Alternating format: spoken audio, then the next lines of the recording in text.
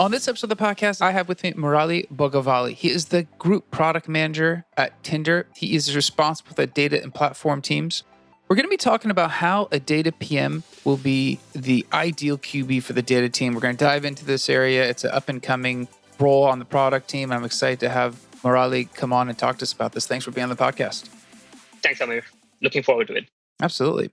Pretty much everyone should be aware of what Tinder does, but what is your specific job and kind of responsibilities there?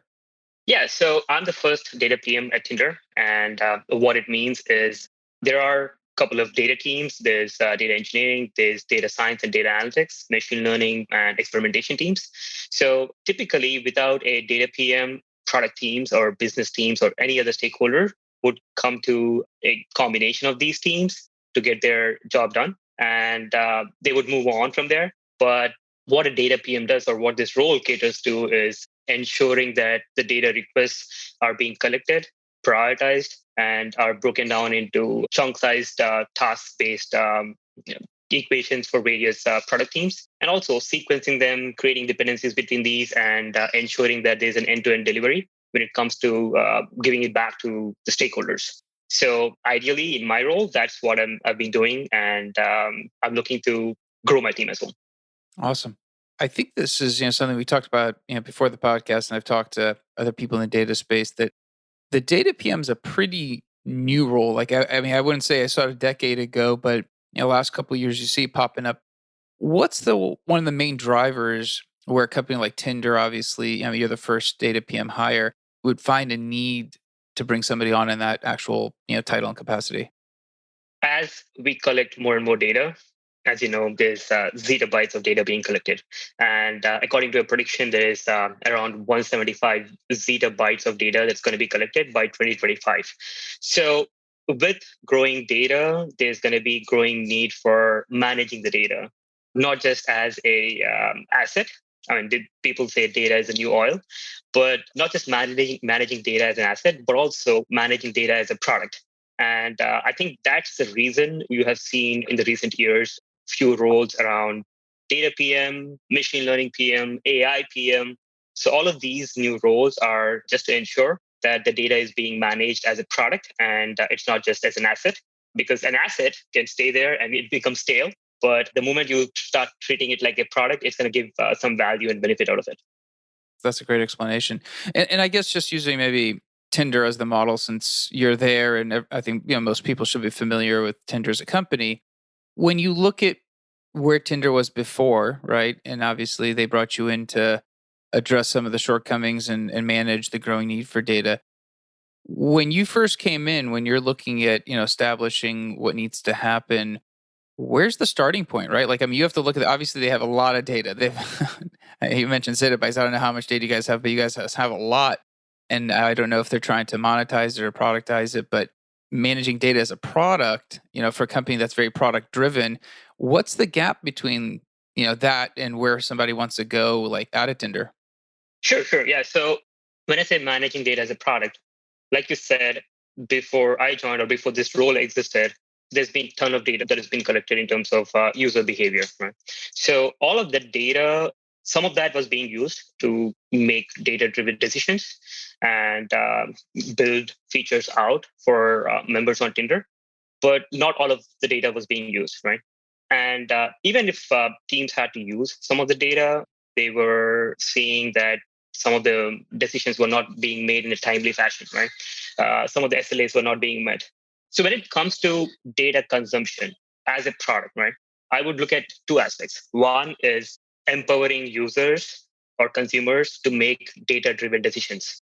That's one aspect. And the second aspect is ensuring the data is being used to create data-powered solutions and algorithms. So if you look at these two, one is traditional analytics in BI, where people are making decisions off of data, decisions off of data when it transforms to insights.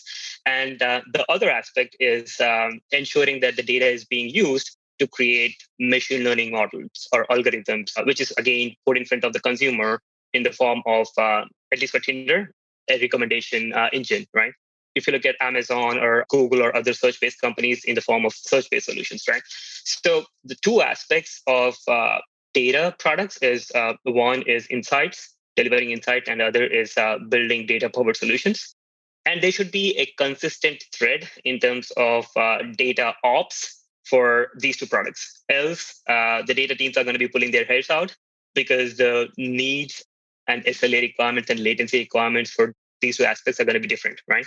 So I think that's the biggest area where I see the synergies are being brought in with a role like a data PM. Interesting.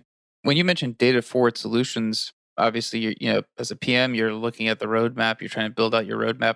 How far down the road can you look? Obviously, with the scaling data, you guys also will see the shifts in the data types being collected as the product, enhances, evolves, etc. How far forward can you look? That's a very good question. A traditional PM, let's say, who's on growth or who's building out consumer features, they want to iterate fast on their roadmaps and they want to deliver features in a 3 to 6 month life cycle, right? But when it comes to working with data products, the roadmaps are much longer, primarily because if you have to build a machine learning algorithm, you'll not be able to do it in like 3 to 6 months, right? So we look at a typical scale. We look at 9 months to 1 year roadmaps. But for data teams to achieve what they have planned for on their roadmap, obviously there should not be any interruptions, if you will, and they should be able to work on the OKRs they have set forth for themselves without any interruptions. So as a data PM, that is one of the biggest challenges to cope up with, to keep your team away from these distractions and let them work on the goals that they have set forth. Interesting. Yeah, and I think it's a slightly different challenge depending on obviously which product teams you're managing. But data has its own unique, I guess, space as we're talking about it. And every org talks about wanting to be data driven. I don't think there's a single organization that exists that doesn't want to be data driven. So as the PM, and we mentioned being the quarterback for the data team, in the process of becoming more data driven, where does the PM want to kind of help the company get to? I mean, everybody talks about being data driven. I don't know if every company out there is being, which says being data driven is are using data to the maximum level. But I mean, I see it differently. I promote being data informed rather than being data driven, because there's a small difference there between data informed and data driven. You might be data driven, but if your data is telling you something wrong, you need to know that. So being data informed is different. The way it is different is if the data quality is not right and the data is not consistent, and if it's giving you wrong signals, you need to know that. And I think that's the difference for being data informed versus being data driven. And a lot of times people ask me, so how do you make a team data informed, right? And that comes with data literacy. So every data consumer needs to know what type of data is being collected, how is it being used, and what do we make of it, and how to monetize on it, right? So if these four aspects are being dealt with in a proper way to understand what data means to an organization, I think that is data literacy. And then you can say yourself as a data informed culture rather than data driven culture. I think that's an interesting distinction. And I know part of your responsibility is also data governance. And, you're mentioning data informed and we're talking about data literacy. And then on the flip side, you have some constraints to deal with GDPR, CCPA. How does the governance aspect kind of come into play when you're, trying to promote data literacy, becoming data informed, but there's some constraints in terms of, on the data regulation side? Exactly. Yeah. So if you look at regulation, if you look at fintech or healthcare, these industries have been established for a while, and they have had regulators governing the data, and putting in processes to govern the data and stuff. So they have compliance teams. But when it comes to tech, regulation is a new thing in tech. And if you talk to any social media company out there, they have been scrambling in the past 1 or 2 years to ensure GDPR and CCPA compliance. I mean, Tinder is no exception. Everybody went through this exercise. So when it comes to promoting data literacy, the other aspect that needs to be promoted is what data tends to be PI. What data elements that you're collecting needs to be classified as PI, and who has access to that, right? So that becomes a part of being data literate. And once everybody knows what is PI and what's the data retention policy on the PI, everybody makes an effort to ensure that data privacy is being addressed within the company. And the data sets that they are working with, they'll ensure that they're following the retention policies that have been set forth by regulations like GDPR and CCPA. So I think being data literate is definitely important, but at the same time, understanding what kind of PI you're collecting and how secure it is and how encrypted it is paramount. So I would add that as a part of data literacy practice that you're creating within organizations. It's what's interesting is I'm listening to you talk. It sounds like the data PM kind of spans into multiple different areas. I mean, there's you have to understand data privacy, not quite security, but the data privacy component of it. You have to understand the technical side of the data, the business side of the data. It's a pretty multifaceted position now.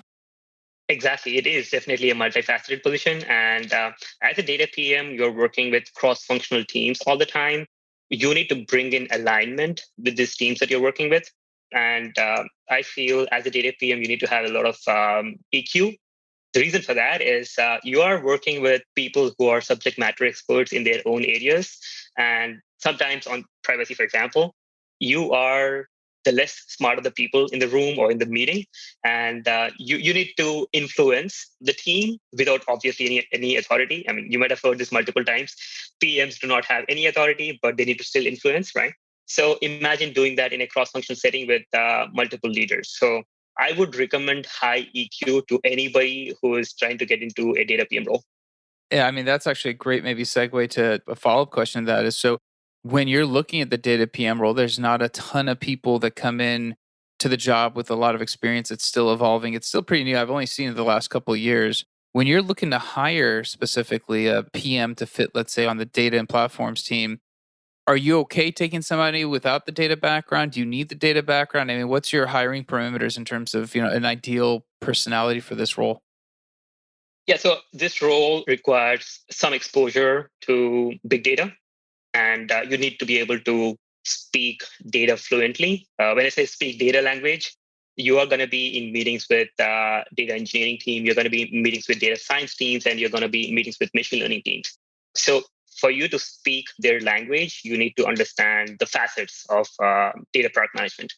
Like you alluded to, you need to know data strategy, you need to know data infrastructure and architecture, you need to understand data privacy, you need to understand data quality, you need to understand data governance, and there's a bunch of these, right?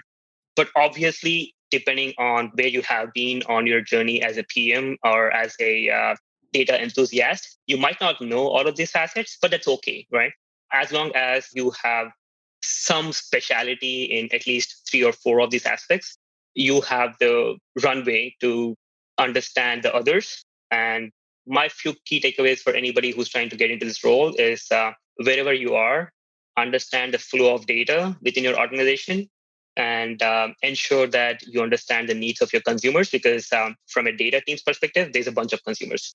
There's consumers who are looking to make data informed decisions. There's also consumers who are looking to build data powered products. So understand your consumers, understand their needs. And I think that's going to get you started on your data PMing journey.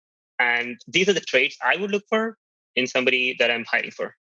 Yeah, it's interesting because I think you mentioned kind of looking for those traits, and it is a tricky role. I mentioned to you, I was speaking to somebody who's looking to hire in this area. They've spent 5, 6 months, and it's still a struggle. I've talked to a few people in this space that are experiencing the same thing, and it seems that the skills are trying to catch up, and it's finding that right set of intangibles that somebody can bring in and still ramp up and some of the other areas that they might be light in. I think that's what I've been seeing from a lot of other hiring managers. Exactly. Yeah. It's a difficult role to hire for. There's not a lot of talent who has done this before, but it's still growing, it's still evolving. And as the data and AI landscape evolves further, there's going to be few candidates who can bring those traits to the table. And I'm hoping there's going to be more people who can get onto this role. I want to see the community grow. I mean, it's super exciting. I mean, I think you got hired on what, a year and a little bit more than a year ago, and that's a new role for Tinder, who's a super progressive technology environment. So it just shows you that the role is new, and with the massive data, before directors of BI, directors of analytics have the responsibility. And now this product, management centric data person's coming in to help with that roadmap and kind of address some of the QB issues that, when you're delivering in the weeds, you just can't have time to do. Exactly. Yeah. Yeah. Definitely. Awesome. I think super interesting. I think it's a burgeoning subset of the product space. I appreciate you coming on and talking about it. If somebody wants to reach out to you to, kind of pick your brain on anything you talked about in the podcast, is LinkedIn an ideal place to contact you? Oh yeah, exactly. So you can DM me on LinkedIn, and I'm also available on Twitter at the handle mbhoga. So either LinkedIn or Twitter is fine. Awesome. We'll include those in the show notes so people can reach out to kind of expand on what you mentioned. And again, appreciate you being on the podcast. It's been fantastic having you on. That's it for this episode. We'll be back again with another episode. And I always ask for two things. One, topic ideas are fantastic because I will, be able to provide the community with more, insights to what you guys want to learn about. And then keep subscribing to the podcast. I think the growth has been amazing and just love seeing the podcast kind of organically growing. So thank you.